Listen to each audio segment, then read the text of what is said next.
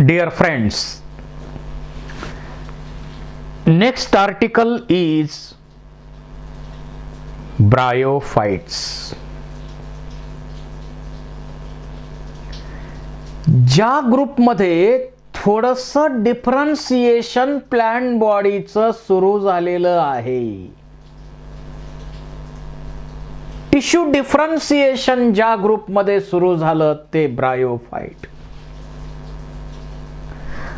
तसं तर Thallophyta mostly aquatic असताना मग पाण्यामध्ये राहायचं म्हटल्यानंतर वॉटर मिनरलचा काही प्रॉब्लेम नव्हता, प्रोटेक्शन भरपूर होतं. तरीही या प्लांटला जमिनीकडे का यावं वाटलं?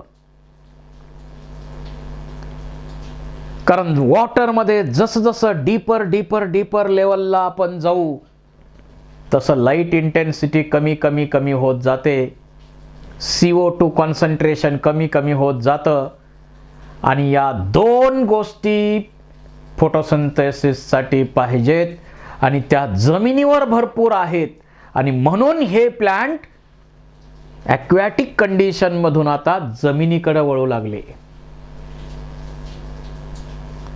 आणि त्यातलाच पहिला प्रयत्न जो केला जमिनीकडे वळण्याचा तो म्हणजे ब्रायोफायटांनी. अर्थात ब्रायोफायटांमध्ये मॉइस्ट सॉइल आवश्यक असल्यामुळं त्यांना आपण ॲम्फिबियन्स ऑफ किंगडम प्लांटी असं सुद्धा म्हणतो. Which of the following are called as amphibians of kingdom plantae? तर त्याचं आन्सर आहे ब्रायोफायटा. ज्याप्रमाणे फिश पासून ॲम्फिबियन्स ॲनिमल किंगडम मध्ये अस्तित्वात आले आणि त्याच्यापासून रेप्टाइल्स अस्तित्वात आले, कंप्लीट टेरेस्ट्रियल असणारे किंवा मोस्टली टेरेस्ट्रियल असणारे, इथंही तसंच घडलेलं आहे.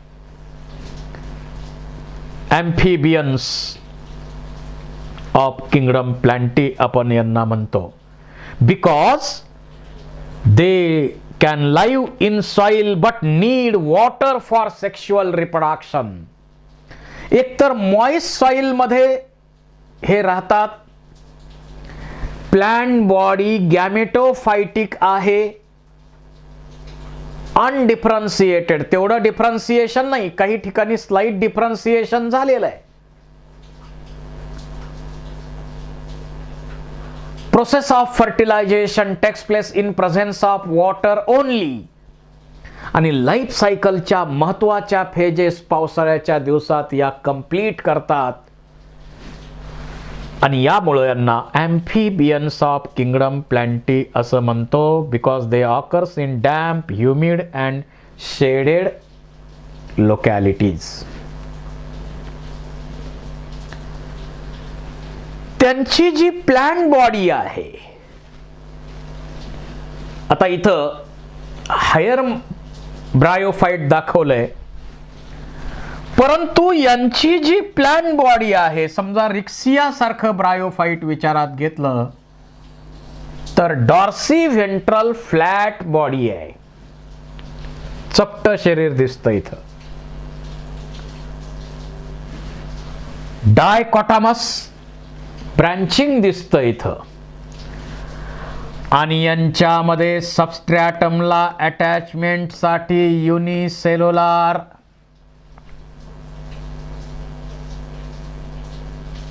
अनब्रँच्ड रायझॉइड्स तयार होतात, त्यांना आपण रूट लाईक स्ट्रक्चर म्हणतो.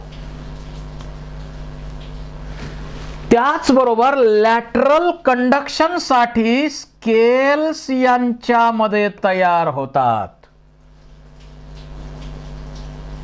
स्केल्स तयार होतात.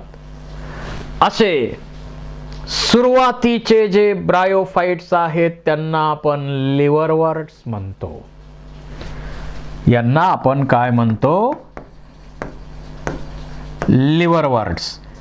त्याच्यानंतर अस्तित्वात आले हॉर्नवर्ट्स.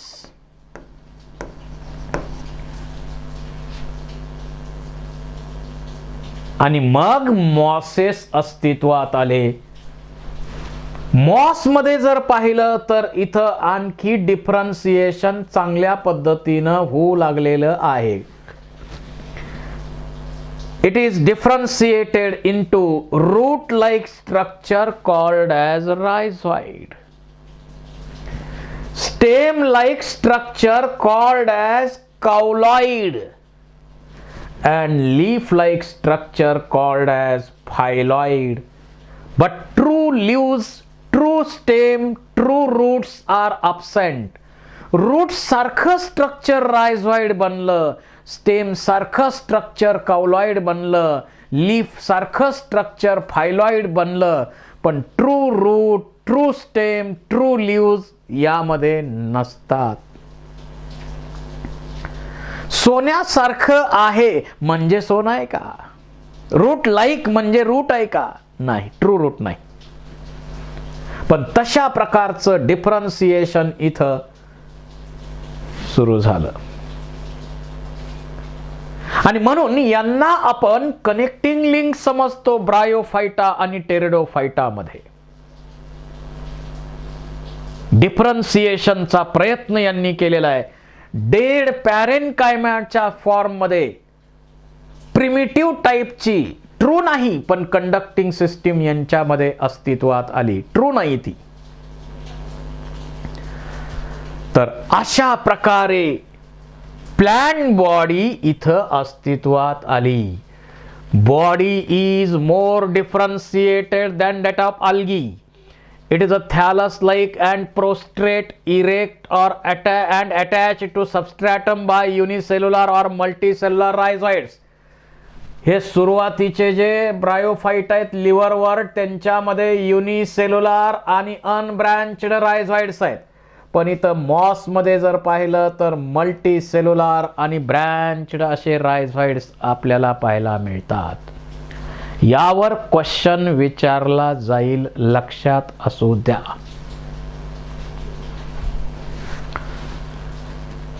They may possess root-like structure rhizoid, stem-like structure cauloid, and leaf-like structure phylloid. Main plant body haploid आहे, गॅमेटोफाइट आहे. It produces gametes, hence called as gametophyte. यांची जी मेन प्लांट बॉडी आहे ती गॅमेटोफाइट आहे, कारण गॅमेट बनवणारी बॉडी आहे म्हणून त्याला गॅमेटोफाइट नाव दिलंय. हॅप्लॉइड आहे.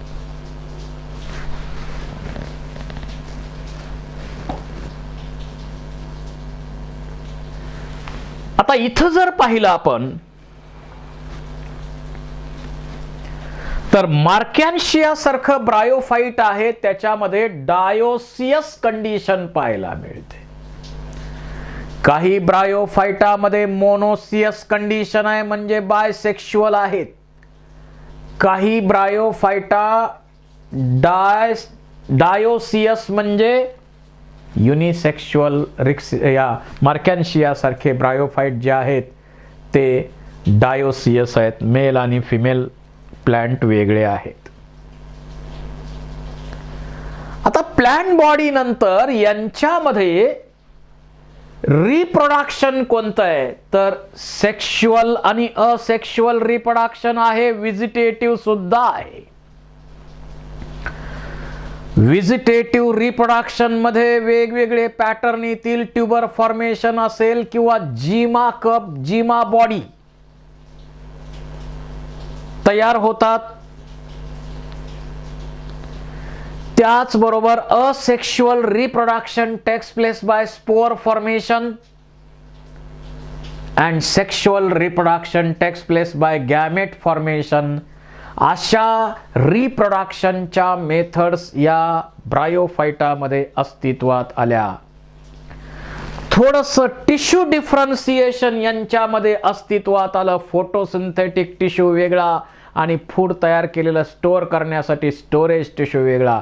Tissue differentiation is started in bryophyta.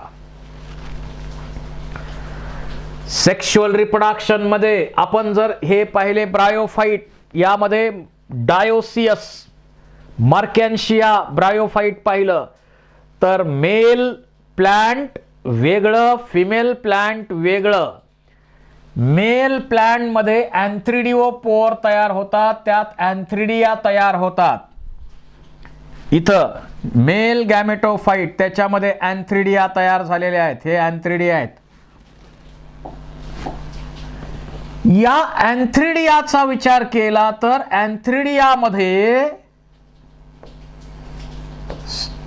Stock आहे आणि sex organs are jacketed. Bryophyta, Pteridophyta यांचे sex organs multicellular jacketed आहेत. इथं जॅकेट महत्वाचं मिळालेलं आहे. आणि त्याच्या आत अँड्रोसाइट मदर सेल्स आहेत, हॅप्लॉइडच आहेत सगळे. आणि त्यांच्यामध्ये मेटामॉर्फोसिस होऊन त्यांच्यापासून मग बायफ्लॅजिलेट अँथ्रेझॉइड्स तयार होतात. बायफ्लॅजिलेट अँथ्रेझॉइड्स तयार होतात अँथ्रिडियम मध्ये.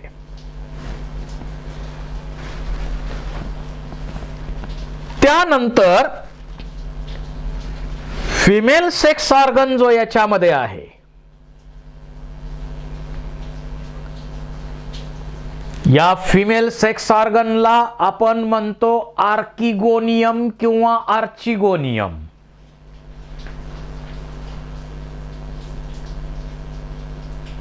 फिमेल मध्ये आर्चिगोनिया तयार होतात. आता या आर्चिगोनियामध्ये आर्चिगोनियमचं स्ट्रक्चर कसं आहे?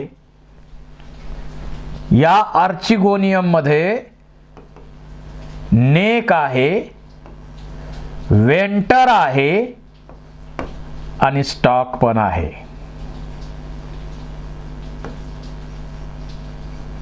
इथं पण जॅकेट आहेच. नेक म्हणजे इथं लीड सेल्स, कव्हर सेल्स आहेत, त्याच्यामध्ये अनेक नेक कॅनॉल सेल सुद्धा आहेत. आणि वेंटर मध्ये एक वेंटर कॅनॉल सेल आहे आणि एक नॉन मोटाईल लार्ज एग आहे या ठिकाणी. आणि हा स्टॉक आहे. अशा प्रकारचं स्ट्रक्चर आहे फिमेल सेक्स ऑर्गन आर्किगोनियम आर्चिगोनियमचं. आता सेक्शुअल रिप्रोडक्शनच्या वेळी काय होतं? अँथ्रिडियमचं डेहिसन्स होणार, ब्रेकिंग होणार वॉटर ऍब्सॉर्ब करून, आणि बायफ्लॅजिलेट अँथ्रेझॉइड्स वॉटर मध्ये रिलीज केले जातील. These biflagellate anthrazoids are swimming in water. Now they get attracted towards neck of archegonium due to chemotaxic moment. Chemical compound male गॅमेटला अट्रॅक्ट करायचं काम करतात, म्हणून त्याला आपण कीमोटॅक्सिक मोमेंट म्हणतो. मग शुगरी केमिकल्स असतील, पोटॅशियम असेल, त्याच्यामुळं हे गॅमेट्स इकडं अट्रॅक्ट केले जातात.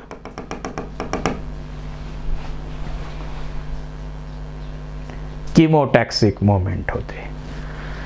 एनसीसी व्हीसीसी डिजनरेट होणार, म्युसिलेज तयार होणार आणि म्युसिलेज इथं वरती येणार. त्यात पोटॅशियम आहे, शुगरी केमिकल्स आहेत आणि त्यामुळं मेल गॅमेट इकडं कीमोटॅक्सिक मोमेंटनं अट्रॅक्ट केले जातात. हे खाली येतात आणि यापैकी एक जण एक बरोबर फ्यूज होणार आणि डिप्लॉइड जायगोट तयार होतो. This is the first cell of sporophytic generation. आतापर्यंत सगळे गॅमेटोफायटिक जनरेशन होते, पण ही फर्स्ट सेल आहे स्पोरोफायटिक जनरेशनची. आता या झायगोट पासून समजा झायगोट तयार झाला, मेल आणि फिमेल मध्ये फ्युजन झालं, झायगोट तयार झाला. झायगोट पासून एम्ब्रिओ तयार होतो. इथं एम्ब्रिओ फॉर्मेशन आहे. हा पहिला ग्रुप आहे की याच्यापासून एम्ब्रिओ तयार होतो. पहिला एम्ब्रिओ तयार करणारा ग्रुप कोणता, तर हा ब्रायोफाइटा. आणि मग याचं कन्व्हर्जन झायगोटचं कशामध्ये होतं, तर स्पोरोफाइट मध्ये होतं. आता जे स्पोरोफाइट, ज्याच्यामध्ये हॅप्लॉइड स्पोर्स तयार होतात, शेवटी हे sporophyte it is not free living but it is attached to the photosynthetic gametophyte and derives nutrients from it. जे नवीन स्पोरोफाइट बनतं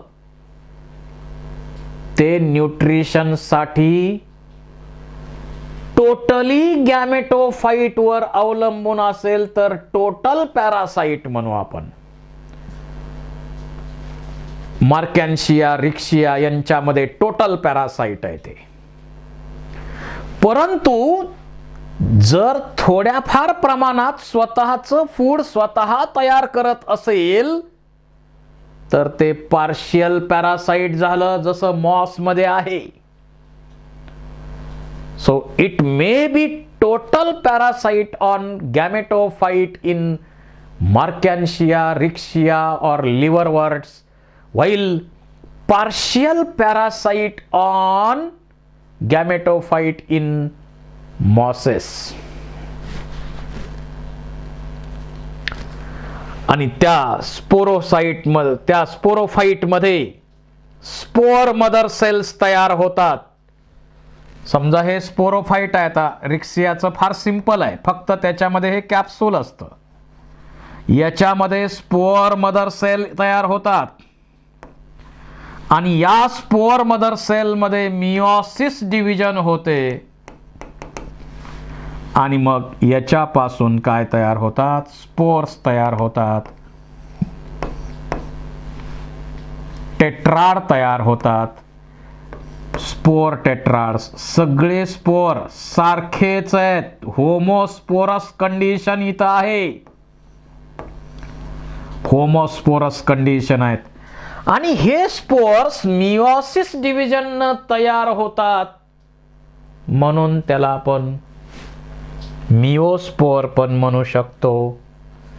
आणि हे morphologically similar but genetically dissimilar असणार. आणि पावसाळ्याच्या शेवटी हे स्पोर्स तयार होतात. हे अनफेवरेबल कंडिशन मध्ये तसेच राहतात आणि पुढच्या वर्षी पावसाळा आला की जर्मिनेट होणार आणि पुढचं लाईफ सायकल सुरू करणार. पुढचं लाईफ सायकल सुरू करणार. आता स्पोरोफाइट जे याचे आहेत ते नंतर आपण दुसऱ्या डायग्राम मध्ये पण पाहूया ग्रुप स्टडी करताना. यानंतर इम्पॉर्टन्स काय या ब्रायोफाइटचा. Some mosses provide food for herbaceous mammals and birds. The species of sphagnum, that is moss, provide peat. It is used as a fuel. इंधन म्हणून त्याचा वापर केला जातो. It has water holding capacity, so used as a packing material for transshipping of living material. Water holding capacity याची असल्यामुळं ट्रान्सशिपिंग ज्यावेळी केलं जातं, ट्रान्सपोर्ट ज्यावेळी लिव्हिंग मटेरियलचा केला जातो त्यावेळी पॅकिंगसाठी याचा उपयोग केला जातो. म्हणजे स्पॅग्नमचा उपयोग इंधन म्हणून पण केला जातो, पॅकिंगसाठी सुद्धा ट्रान्सशिपिंगच्या वेळी केला जातो. इथं आपल्याला दिसतंय स्पॅग्नम स्पॅग्नम इंधन म्हणून उपयोग करणे आणि ट्रान्सशिपिंगच्या वेळी उपयोग केला जातो. त्यानंतर they are ecologically important because their role in plant succession और बार रॉक्स और सॉइल. एखादा खडकाळ खडकाळ खडकाळ पार्ट आहे, फक्त खडक आहे, तिथं काहीच नाहीये आता. अशा ठिकाणी पहिले वाढणारे मेंबर तिथं कोण आहेत तर लायकेन्स आहेत. लायकेन नंतर कोण वाढतं तिथं तर मॉस वाढतात आणि तिथं सॉइल तयार होण्याच्या प्रोसेससाठी फार गरज आहे. सॉइल तयार होण्यासाठी यांचं डेथ आणि डिकम्पोजिशन होणार आणि सॉइल तयार होणार, खडकाची झीज होणार, सॉइल तयार होणार. इकॉलॉजिकल सक्सेशनच्या प्रोसेसमध्ये यांचा अतिशय महत्वाचा रोल आहे. Moss along with lichens decompose the rock making substrate suitable for growth of higher plants. म्हणजे प्लांटच्या ग्रोथसाठी सुटेबल होतं, ते सॉइल तयार होते.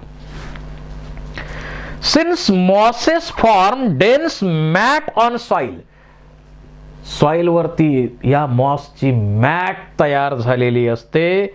So they can prevent the soil erosion, जमिनीची धूप होऊ नये यासाठी पण मदत होते.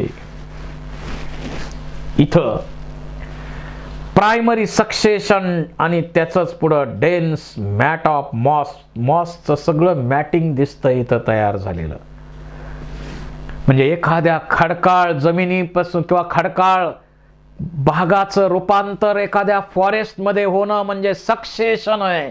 त्या सक्सेशनमध्ये महत्वाचा रोल लायकेन तर सुरुवातीचे आहेतच, पण त्यांच्याबरोबर मॉसचा सुद्धा आहे.